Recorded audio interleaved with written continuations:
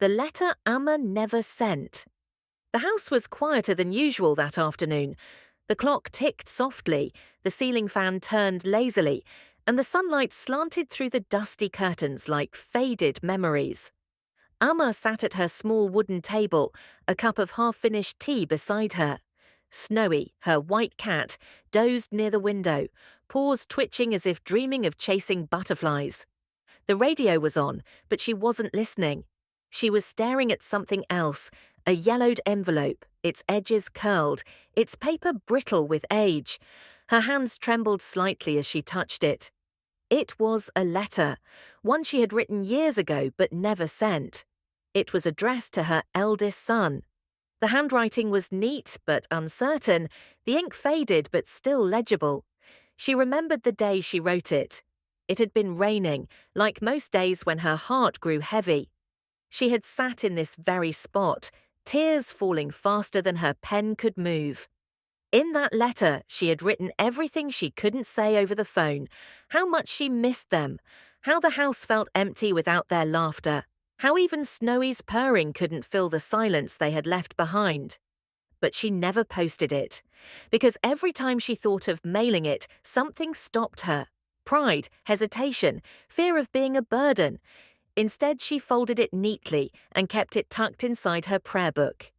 Years passed, festivals came and went, calls became fewer, and that letter stayed right where she left it, waiting like she was, quietly, faithfully. That afternoon, she opened it again. Her eyes blurred, but not just from age. The words felt both distant and too close, like echoes of a voice she no longer recognized.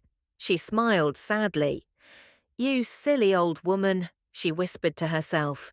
"You couldn't even send one letter." Snowy lifted his head and meowed softly, as if reminding her she wasn't talking to the walls. She reached down and stroked his fur. "At least you stayed, my boy." Then she looked at the letter again and sighed. The paper was fragile now, much like her hands. As evening approached, the neighborhood came alive with the sound of children playing outside, their laughter drifting through the open window. For a moment, Amma closed her eyes. In that laughter, she could almost hear her sons, the way they used to argue about kites, the way they'd run to her after school. She felt her throat tighten. She reached for a pen. "Maybe," she thought, "I'll write a new letter." And she began. "My dear sons, don't worry, I'm doing fine. Snowy keeps me company. The plants are growing well. I don't need much these days, just a call sometimes, even if it's short." Her words were gentle, forgiving. No bitterness, no blame. Just love, quiet and unconditional. She paused, smiled faintly, and signed her name at the bottom. Then she folded it carefully and placed it beside the old one. That night, as the lamp glowed softly beside her, Amma sat with both letters on her lap. One she never sent and one she didn't need to. Snowy curled up beside her, purring against her arm. She looked at him and whispered, "You know, maybe it's okay that I never sent it. Maybe love doesn't always need to travel to be felt."